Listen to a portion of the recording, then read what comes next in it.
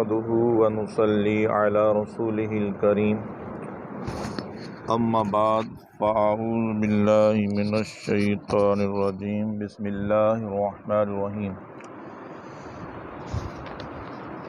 اقرأ بسم ربک الذی خلق خلق الانسان من علق۔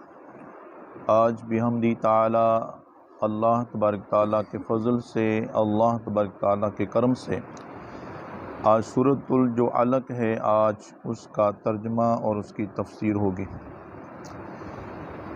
اللہ تبارک تعالیٰ کا فرمان عالی شان ہے، اقرأ بسم ربک الذی خلق۔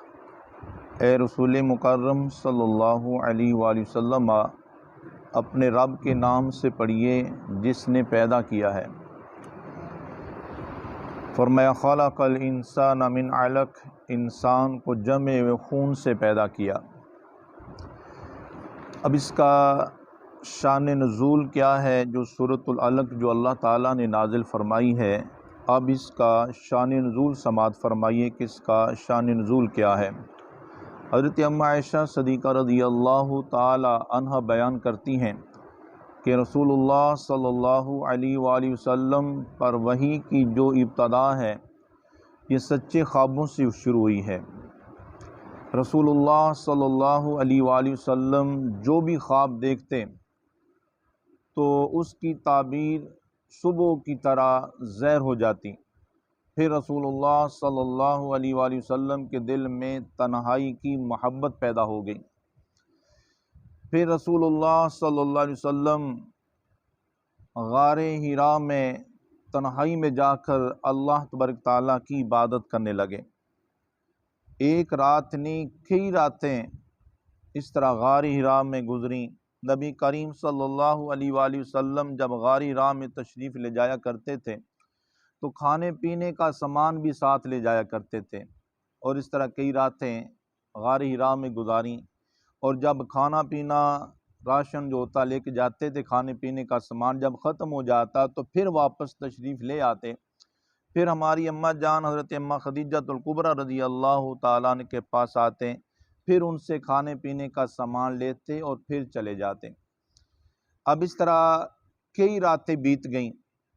جب کئی راتیں بیت گئیں تو پھر ایک وقت ایسا بھی آیا کہ رسول اللہ صلی اللہ علیہ وآلہ وسلم ارشاد فرماتے ہیں کہ نبی کریم صلی اللہ علیہ وسلم غار حراء میں جب حضور عبادت فرما رہے تھے تو اسی عالم میں کہتے ہیں کہ ایک فرشتہ آیا، اس نے مجھے زور سے گلے سے لگا کر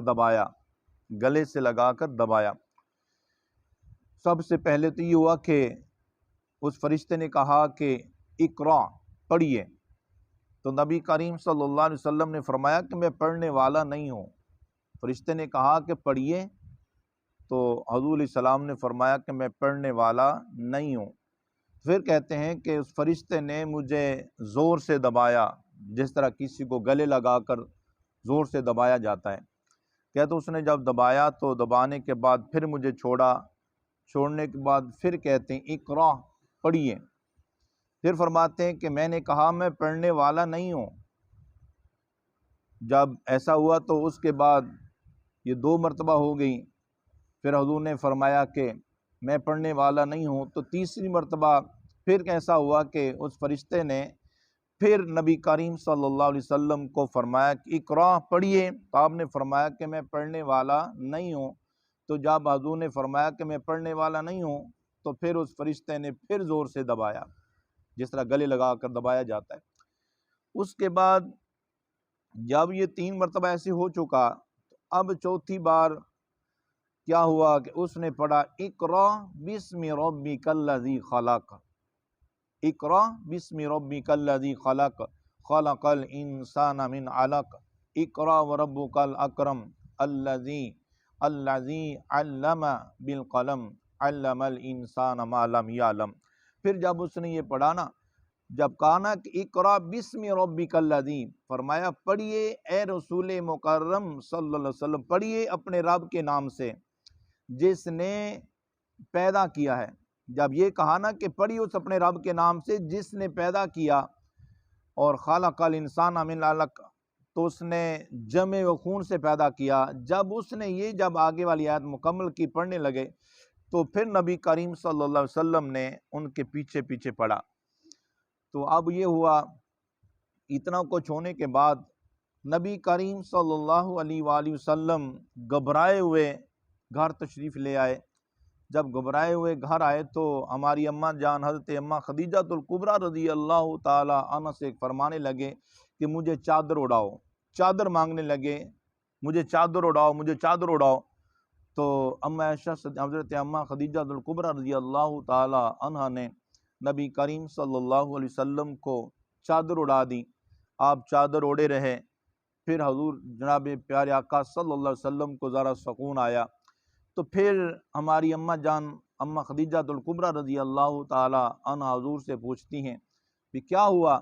تو پھر نبی کریم صلی اللہ علیہ وآلہ وسلم نے سارا واقعہ سنایا کہ جو پیش آیا تھا، جو آپ نے پیچھے سماعت فرمایا کہ جو واقعہ پیش آیا حضور علیہ السلام نے بیان فرمایا۔ تو حضرت اماں خدیجہ الکبریٰ رضی اللہ تعالی عنہ نے فرمانے لگیں کہ اے میرے سر کے تاج، کہ یہ گھبرانے والی چیز نہیں ہے، اللہ تبارک تعالیٰ آپ کو ضائع نہیں کرے گا، اللہ تبارک تعالیٰ آپ کو رسوا نہیں کرے گا۔ تو یہ بھی فرماتی ہیں تو آپ کو نوید مبارک ہو۔ فرمایا تو یہ خوشخبری ہے آپ کے لیے، فرمایا کہ آپ کو اللہ تعالیٰ ضائع نہیں کرے گا، آپ صلہ رحمی کرتے ہیں، سچ بولتے ہیں، کمزوروں کا بوجھ اٹھاتے ہیں، نادار لوگوں کو مال دیتے ہیں، مہمان نوازی کرتے ہیں، اور راہ حق میں مصیبت زدہ لوگوں کی مدد کرتے ہیں۔ پھر جو ہماری اماں جان اماں خدیجہ الکبریٰ رضی اللہ تعالیٰ عنہ نے، انہوں نے کیا کیا، نبی کریم صلی اللہ علیہ وآلہ وسلم کو لے کر اپنے چچا زاد بھائی ورقہ بن نوفل کے پاس لے گئیں۔ ورقہ بن نوفل جو تھے نا، یہ زمانہ جاہلیت میں یہ پڑھے لکھے لوگ تھے، کوئی ان پڑھ نہیں تھے، یہ عیسائی تھے، ان کا مذہب عیسائی پر تھے، عیسائیت پر تھے، پڑھے لکھے تھے۔ یہ عربی زبان میں یہ انجیل لکھ رہے تھے اس وقت۔ بڑی عمر بھی ان کی بڑی تھی، مگر سمجھ رکھتے تھے، شعور رکھتے تھے۔ تو حضور علیہ الصلوۃ والسلام کو ان کے پاس لے کے آ گئیں۔ تو اب انہوں نے ان کے پاس آ کر بتایا کہ اس طرح حضور نبی کریم صلی اللہ علیہ وسلم غار میں تشریف لے گئے تھے، تو یوں فرشتہ آیا ہے۔ انہوں نے حضور سے پوچھا تو نبی کریم صلی اللہ علیہ وآلہ وسلم نے پورا واقعہ سنا دیا۔ جب پورا واقعہ سنایا تو اس وقت انہوں نے کیا کیا، تو ورقہ بن نوفل نے کہا کہ یہ تو وہی فرشتہ ہے جو موسیٰ علیہ السلام کے پاس تشریف لے کے آئے ہیں۔ جو نبیوں کے پاس فرشتہ آتا ہے نا، وہ جس سے مراد حضرت جبرائیل علیہ السلام ہے، کہتے ہیں یہ تو وہی فرشتہ ہے جو موسیٰ علیہ السلام کی طرف تشریف لے کے آئے۔ کہتے ہیں کاش میں جوان ہوتا، چونکہ بوڑھے تھے، کہتے ہیں کاش میں جوان ہوتا، کاش میں اس وقت زندہ ہوتا جب آپ کی قوم آپ کو وطن سے نکال دے گی، آپ کی قوم آپ کو وطن سے نکال دے گی۔ یہ آپ نے یہ بات کیوں کہی؟ اس لیے کہ انہوں نے یہ کتابوں میں پڑھا تھا کہ آخر الزمان نبی صلی اللہ علیہ وآلہ وسلم کی یہ نشانی ہوگی کہ وہ ہجرت کر کے مدینہ تشریف لے جائیں گے۔ اس لیے کہتے ہیں کاش میں اس وقت زندہ ہوتا، کاش میں جوان ہوتا کہ جب آپ کی قوم آپ کو وطن سے نکال دے گی۔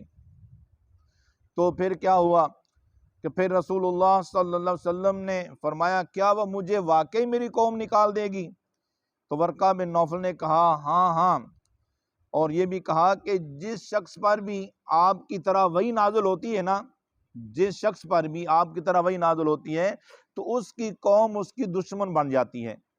ہر دور میں ایسا رہا ہے، جس نبی نے بھی یہ اعلان نبوت اپنا فرمایا تو اس کی قوم اس کی دشمن بن گئی۔ تو اس لیے فرمایا، کہنے لگے کہ آپ کی قوم آپ کی دشمن بن جائے گی، آپ کو آپ کے وطن سے نکال دے گی۔ تو انہوں نے کتابوں میں بھی پڑھا تھا، تورات و انجیل میں سارا ذکر ہے یہ۔ تو کہتے ہیں اگر وقت نے مجھے مہلت دی تو میں اس وقت آپ کی انتہائی قوی مدد کروں گا۔ ابھی سے اس نے یہ بات کہہ دی کہ اگر اللہ تبارک تعالیٰ نے اگر میری عمر لمبی کی، اگر اللہ نے مجھے مہلت دی تو میں کیا کروں گا، میں آپ کی مدد کروں گا اور آپ پر ایمان بھی لاؤں گا۔ یہ ہے ورقہ بن نوفل کا اپنے جو خیالات تھے انہوں نے بیان کیے۔ تو یہ تھا، آپ حضرات نے سماعت فرمایا کہ اللہ تبارک تعالیٰ نے سورۃ اقرأ بسم ربک الذی جو نازل کی ہے اس کا اپنے شان نزول سماعت فرمایا۔ آگے ترجمہ اس کا کرتے ہیں، فرمایا خلق الانسان من علق، فرمایا انسان کو اللہ تبارک تعالیٰ نے جمع و خون سے پیدا کیا ہے۔ اقرأ وربک الاکرم، پڑھیے آپ کا رب ہی سب سے زیادہ کریم ہے، آپ کا رب سب سے زیادہ کریم، واقعی اس میں کوئی شک نہیں ہے اللہ تبارک تعالیٰ بڑا ہی کریم ہے، اللہ تبارک تعالیٰ بڑا ہی کریم ہے، بڑا ہی کرم فرمانے والا ہے، اس سے بڑھ کر کوئی کرم فرمانے والا ہے ہی نہیں۔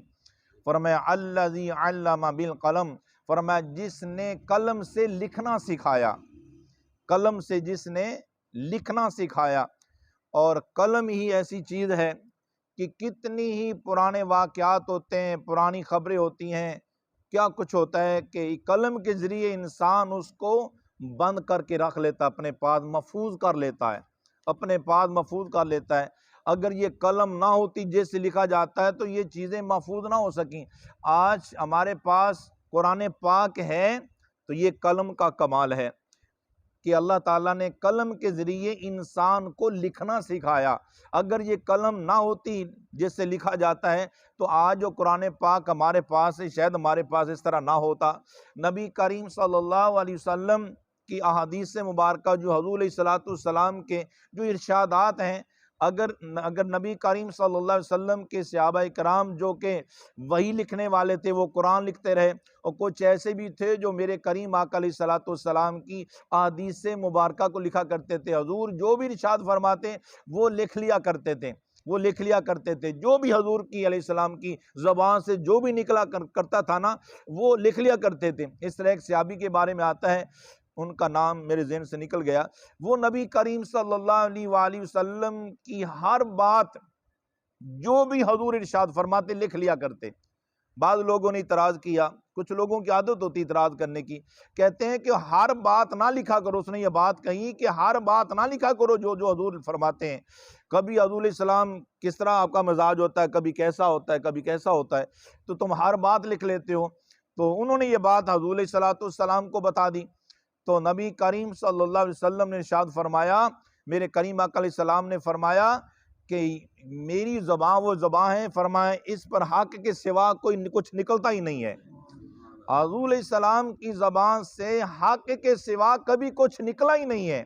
گویا کہ ہم سے تو ایسی باتیں منہ سے نکل جاتی ہیں کہ جو نہیں کرنے والی ہوتی منہ سے نکل جاتی ہیں، بے تکی نکل جاتی ہیں، مگر نبی کریم صلی اللہ علیہ وسلم کی ایسی پاک ذات ہے، ایسی پاک ذات ہے، نبی کریم صلی اللہ علیہ وسلم کی پاک زبان سے حق کے سوا کبھی کچھ نکلا ہی نہیں ہے۔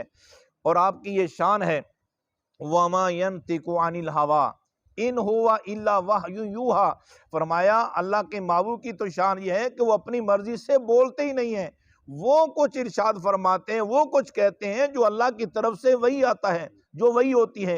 اور وہی کئی طرح کی ہوتی ہے، الہام ہو جاتا ہے، اللہ تبارک تعالیٰ اپنے محبوب کو الہام کرتا ہے، ایسی چیزیں دل پہ اتار دیتا ہے، اگرچہ فرشتہ نہیں وہی لے کے آتا مگر یہ بھی وہی کی صورت ہے، جب الہام ہوتا ہے اللہ تعالیٰ ایسی چیزیں دل پہ اتار دیتا ہے، تو وہ چیزیں جو دل میں اتارتا ہے تو محبوب کریم علیہ السلام ان چیزوں کو، ان باتوں کو لوگوں کے سامنے بیان کرتے ہیں، تو وہ بھی حق ہی ہوتا ہے، کیونکہ وہ حق کی طرف سے ہے، تو اللہ کے محبوب کریم علیہ السلام کی زبان سے بھی ہمیشہ حق ہی نکلتا ہے۔ تو ذات محترم یہ آپ حضرات نے آج سماعت فرمایا الذی علم بالقلم تک، کل انشاءاللہ اس کے بعد کل آگے بیان ہوگا۔ اللہ تعالیٰ کی پاک بارگاہ میں دعا ہے اللہ تبارک تعالیٰ ہمیں قرآن پاک پڑھنے کی، سمجھنے کی، اس پر عمل کرنے کی توفیق عطا فرمائے، آمین۔